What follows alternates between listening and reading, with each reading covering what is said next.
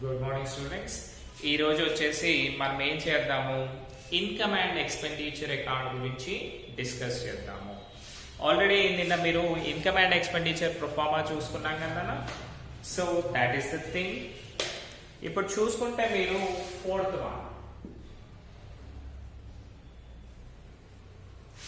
Problem income and expenditure account గురించి discuss చేస్తున్నాము.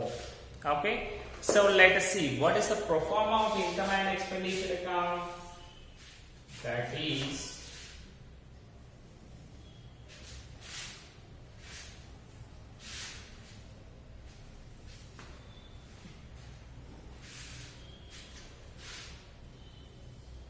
so already we know income and expenditure account ante nominal account in nature. Nominal account debit lo emuntayi nana expenses, that is expenditure. Next amount, next income,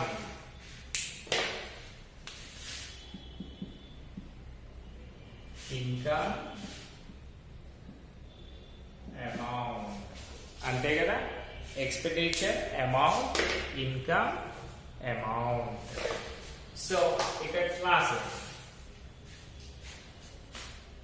ఇక్కడ credit, left side వచ్చేసి debit. So ఈరోజు question చూడండి. What it is there?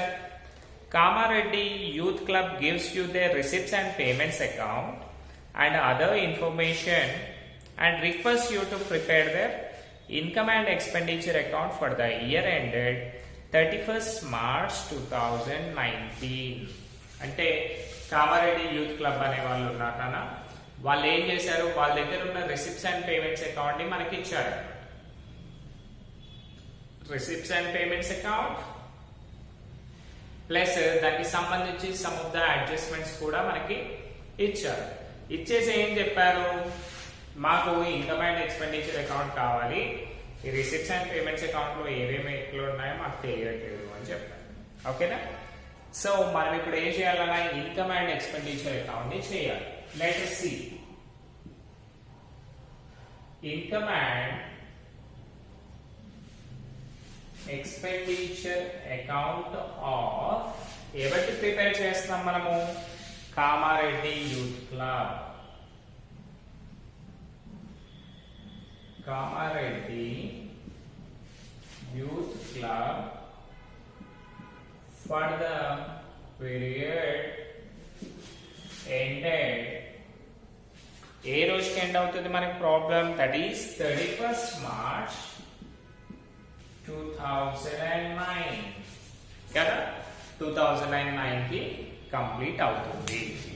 So ఇంకొకటి ఏమి ఇచ్చాడు, additional information కూడా ఇచ్చాడు. Additional information అంటే ఏంటన్నా, అడ్జస్ట్మెంట్స్ కదా. Let us see. మనకి first going to the problem, మనకి ఇన్కమ్ అండ్ ఎక్స్పెండిచర్ అకౌంట్ ఏంటి తెలియాలి కదా. ఆల్రెడీ యూ నో, బట్ మళ్ళీ ఒకసారి రివైజ్ చేస్తాను. పాయింట్స్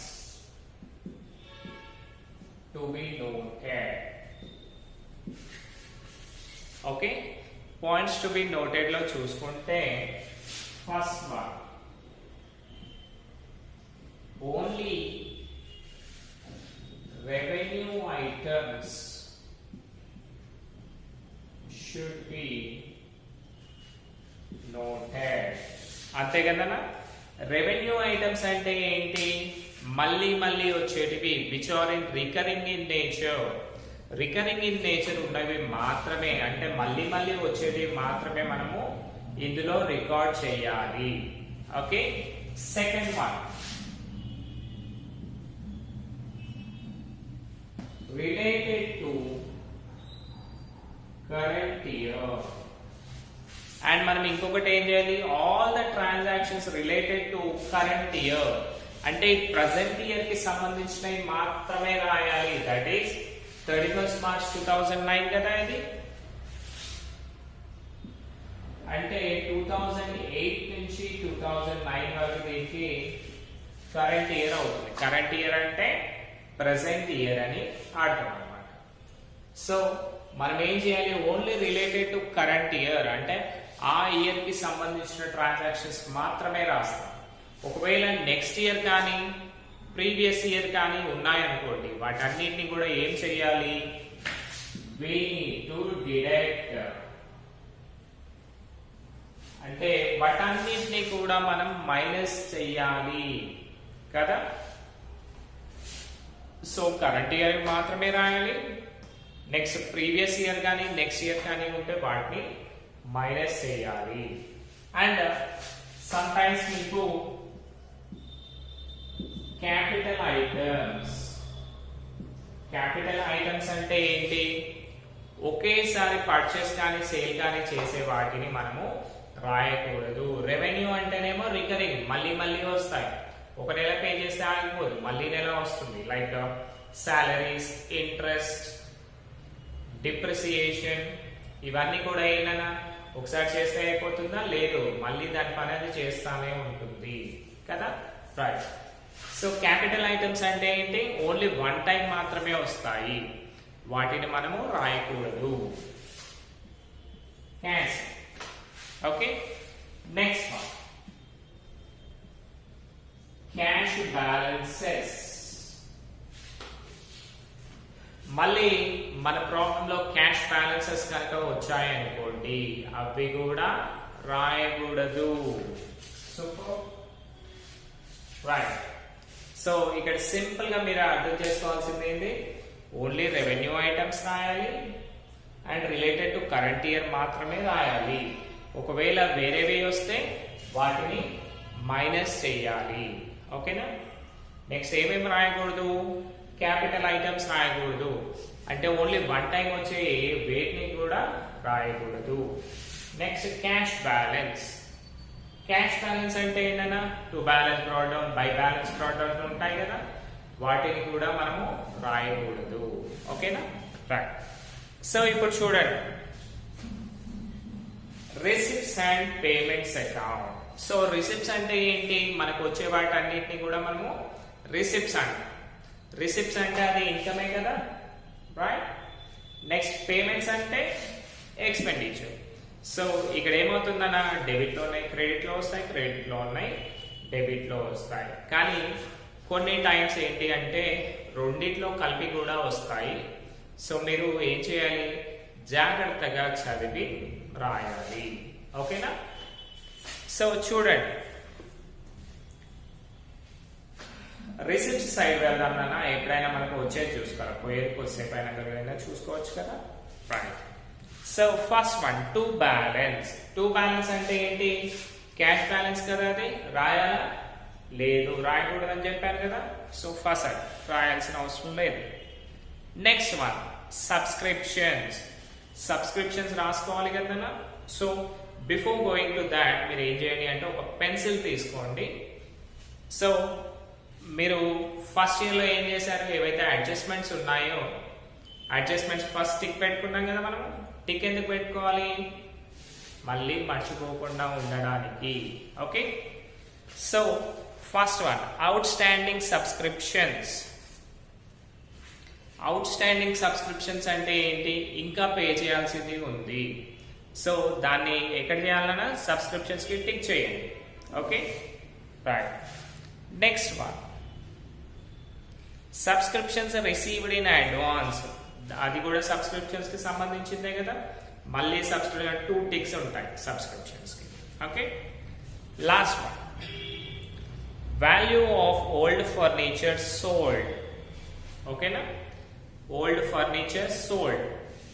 సో ఇక్కడ చూడండి, మనం సేల్ ఆఫ్ ఓల్డ్ ఫర్నిచర్ ఉంది కదా, దానికి టిక్ చేయండి. రిసిప్ట్స్ సైడ్ లో sale of old furniture. So ticks అన్ని కంప్లీట్ అయినాయి కదా. Let us see the problem. Subscriptions. Subscriptions అంటే ఇన్కమే కదా, రిసిప్ట్స్ లో ఉంది కాబట్టి ఇన్కమ్. సో రాయండి, క్రెడిట్ సైడ్ కాబట్టి బై సబ్స్క్రిప్షన్స్ ఎంత అమౌంట్ ఉంది నాన్న, అది 70,000 రూపీస్ ఉంది. కానీ దీనికి సంబంధించిన ఎంట్రీస్ ఉన్నాయి కదా, అంటే అడ్జస్ట్మెంట్స్ ఉన్నాయి కదా, కాబట్టి ఇన్నర్ కాలమ్ లో రాయండి 70,000. మళ్ళీ దానికి సంబంధించిన ఏమున్నాయి, అవుట్ స్టాండింగ్ సబ్స్క్రిప్షన్స్ అంటే ఇంకా పే చేయాల్సినవి ఉన్నాయి అన్నమాట. ఇంకా పే చేయాలి అంటే యాడ్ చేయాలి కదా, plus out standing subscriptions. Okay, out standing subscriptions ఎంత ఉన్నాయి? 1500. సో యాడ్ చేసేటివి అన్నీ అయిపోయాయి కాబట్టి డైరెక్ట్ అమౌంట్ వేసేయండి అన్న 71,500. మళ్ళీ దానికే చూడండి, సబ్స్క్రిప్షన్స్ రిసీవ్డ్ ఇన్ అడ్వాన్స్ అంటే నెక్స్ట్ ఇయర్ కి సంబంధించింది ఈ ఇయరే వచ్చాయి మనకి సబ్స్క్రిప్షన్స్. సో వాటితో అవసరం ఉందా? లేదు. కాబట్టి వాటిని ఏం చేయండి? మైనస్ చేయండి. ఏంటి? Received in advance. పిల్లలు చెప్పేటప్పుడు జాగ్రత్తగా వినండి, నేను ఏం రాస్తాననేది మీకు పర్ఫెక్ట్ గా అర్థమవుతుంది. సో రిసీవ్డ్ ఇన్ అడ్వాన్స్ ఎంత రిసీవ్ చేసుకున్నాము? 500. సో 71,500 మైనస్ 500 ఎంత వస్తుందన్నా? 71,000 వస్తుంది. ఓకేనా? రైట్. నెక్స్ట్ వన్ చూడండి, donations received for mineral water అంటే స్పెసిఫిక్ డొనేషన్స్ కదా ఇవి. స్పెసిఫిక్ డొనేషన్స్ రాస్తామా మనము? రాయము, బికాస్ అవన్నీ కూడా క్యాపిటల్ అకౌంటింగ్ నేచర్ ఉంటాయి. ఎట్లా అంటే మినరల్ వాటర్ వర్క్ అయిపోయినాక మళ్ళీ ఇస్తాడా వాడు? ఇవ్వడు కదా. సో వాటిని మనం స్పెసిఫిక్ డొనేషన్స్ అంటాం కాబట్టి వాటిని కూడా మనం రాయకూడదు. ఒకవేళ నార్మల్ డొనేషన్స్ అన్ని ఉంటే రాసేవాళ్ళు. Okay, next sale of old furniture. మనం ఫర్నిచర్ అమ్మాము అనుకోండి, మనకి ఏమైనా డబ్బులు వస్తాయి, ఐ మీన్ మళ్ళీ మళ్ళీ వస్తాయో? ఒకసారి ఫర్నిచర్ అమ్మితే రావు. కానీ దానికి సంబంధించిన కింద ఇంకొక ఎంట్రీ ఉంది. ఏముంది? Value of old furniture sold. So furniture value ఎంతనా? 45,000. అయ్యో కనిపించట్లేదా? So value of old furniture వచ్చేసి 45,000. కానీ మనం ఎంతకు అమ్మేశాము? 42,000 కి అమ్మాము. అంటే 3,000 అనేది లాస్ అయ్యి కదా మనకు వచ్చింది. కాబట్టి లాస్ అంటే ఇన్కమా ఎక్స్పెండిచర్ నా? ఎక్స్పెండిచర్. సో ఇక్కడ to loss on sale of old furniture. Okay, loss on sale of old furniture, that is 45,000 minus 42,000, that is 3,000. అంతే కదా. సో మీరు డైరెక్ట్ గా కూడా ఫర్నిచర్ అని రాశారు అనుకున్నా. ఫర్నిచర్ అంటే మళ్ళీ ఏమనుకుంటారు నెక్స్ట్ ప్రాబ్లం లో? అరే ఫర్నిచర్ అసెట్ కదా, ఇందులో ఎందుకు రాసాము అనే డౌట్ వస్తుంది కదా. అందుకని మీకు డీటెయిల్ గా రాశాను అన్నమాట. To loss on sale of old furniture అనేస్తే డైరెక్ట్ గా 3,000 అమౌంట్ రాశాను. ఓకే, ఎలా? Cost of the asset is 45, but మనకు సేల్ చేసింది 42. వచ్చిన డిఫరెన్స్ 3,000 విల్ బి లాస్. అంతే కదా. Right. Next interest on investment. మన ఇన్వెస్ట్మెంట్ పైన ఇంట్రెస్ట్ నెల నెల వస్తూ ఉంటుంది కదా. సో అది కూడా రెవెన్యూ ఇన్ నేచర్ కాబట్టి రాసేది. By interest on investments. Interest on investments ఎంతనా? 10,200. Okay, 10,200. Now let us see the payment side. Payment side అంటే expenditure. So చూడండి, first one salaries, recurring in nature కదా. సో రాసేయండి. సాలరీస్ ఒకసారి pay చేస్తే అయిపోతానా? అయిపోతుంది, మళ్ళీ మళ్ళీ వస్తా ఉంటాయి. సో రాస్తాం 20,000. Next fixed deposits. Fixed deposits అంటే ఏంటి? మనం ఒకసారి డిపాజిట్ చేసామంటే తీయడానికి ఉండదు. కాబట్టి అది రెవెన్యూ అవుతుందా? లేదు, క్యాపిటల్ థింగ్ అవుతుందన్నమాట. ఎందుకంటే ఓన్లీ వన్ టైం మాత్రమే ఆ ట్రాన్సాక్షన్ చేయగలుగుతాం, మళ్ళీ మళ్ళీ చేయలేము. Next purchase of furniture. Furniture కొంటే అది క్యాపిటల్ ఎక్స్పెండిచర్ అవుతుంది, ఎందుకంటే ఓన్లీ వన్ టైం మాత్రమే మనం పేమెంట్ చేస్తాం, మళ్ళీ మళ్ళీ పేమెంట్ చేయం కదా అందుకు. Next purchase of shares. ఈ షేర్స్ కూడా అంతే, ఒకసారి పర్చేజ్ చేస్తే మళ్ళీ కొనలేము, మళ్ళీ పే చేయలేము కదా అందుకు. Next stationery and printing. ప్రతిరోజు రన్నింగ్ లోనే ఉంటాయి కదా. So to stationery and printing. So to stationery and printing ఎంత? 20,000.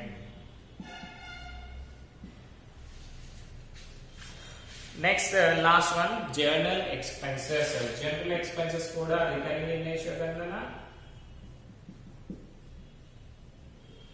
To general expenses 6,000. Okay. Next last one by balance carried on. By balance carried అంటే మళ్ళీ క్యాష్ బ్యాలెన్సే కదా, అది మళ్ళీ రాస్తామా? అది రాయము. సో ఆల్ థింగ్స్ కంప్లీట్ చేసాం కదా. ఇప్పుడు చూడండి, సో ఇప్పుడు ఏం చేయాలి మనము? హైయెస్ట్ అమౌంట్ రాయాలి, బోత్ సైడ్స్ టాలీ చేయాలి. Let us see that.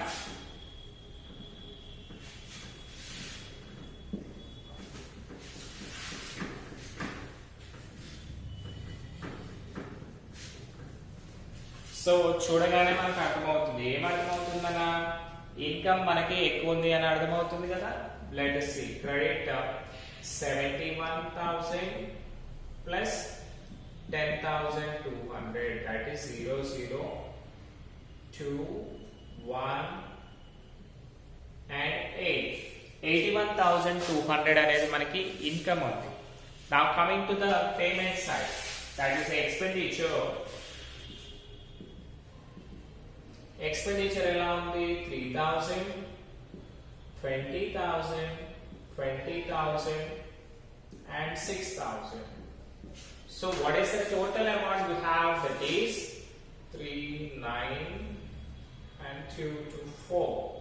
So 49,000 వచ్చేసి ఎక్స్పెండిచర్ ఉంది అండ్ 81,200 వచ్చేసి ఇన్కమ్ ఉంది. అంటే మనకి ఇన్కమ్ ఎక్కువ ఉంది, ఎక్స్పెండిచర్ తక్కువ ఉంది కదా. అంటే డబ్బులు ఎక్కువ వచ్చాయి, ఖర్చులు తక్కువ అయ్యాయి. So what will be this one? That is profit కదా. సో మనకి లాభం వచ్చింది కదా. ఈ ప్రాఫిట్ ని మనం దీంట్లో ఒక న్యూ వర్డ్ ఉంటుంది. ఏంటి ఆ వర్డ్? That is surplus. అంటే మన దగ్గర ఎక్సెస్ ఆఫ్ అమౌంట్ ఉంది కాబట్టి దాన్ని మనము సర్ప్లస్ అని పిలుచుకోవాలి. ఓకే. సో చూడండి, సో ఎలాగైనా 81,200 అనేది హైయెస్ట్ అమౌంట్ కదా, రాసేయండి.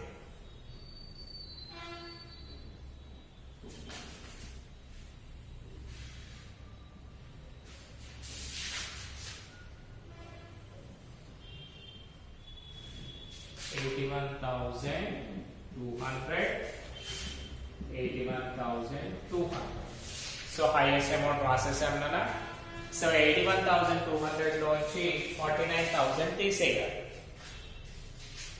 మైనస్ 49,000, దట్ ఈస్ 0, 0, 2, 1 నుంచి పోదు కాబట్టి 11 minus 9, 2, 7 minus 4, 3. అంటే 32,200 is our surplus amount. అంతే ఉంది కదా. సూపర్. సో ఏంటి మనకి ఎక్స్పెండిచర్ సైడ్ కదా తక్కువ ఉంది కాబట్టి ఇక్కడ రాసాను 2 సర్ప్లస్ 32,200. అంతే కదా. బ్రాకెట్ లో ఏం చేయాలి? ఎక్సెస్ ఆఫ్ ఇన్కమ్ అంటే మనకి ఇన్కమ్ ఎక్కువ ఉంది ఓవర్ ఎక్స్పెండిచర్. అంతే కదా. Excess of income over expenditure. So this is the thing that we have so I think you understood the better thing. So ఒకవేళ మీకు ఏమైనా డిఫికల్టీస్ అనిపిస్తే మనకి ఎలాగో నెక్స్ట్ క్లాస్లో లైవ్ క్లాస్ రన్ అవుతుంది కదా, everyone each and everyone should must and come అన్న. సో ఆ రోజు మనం టోటల్గా డిస్కస్ చేసుకుందాము. ఓకేనా? Thank you.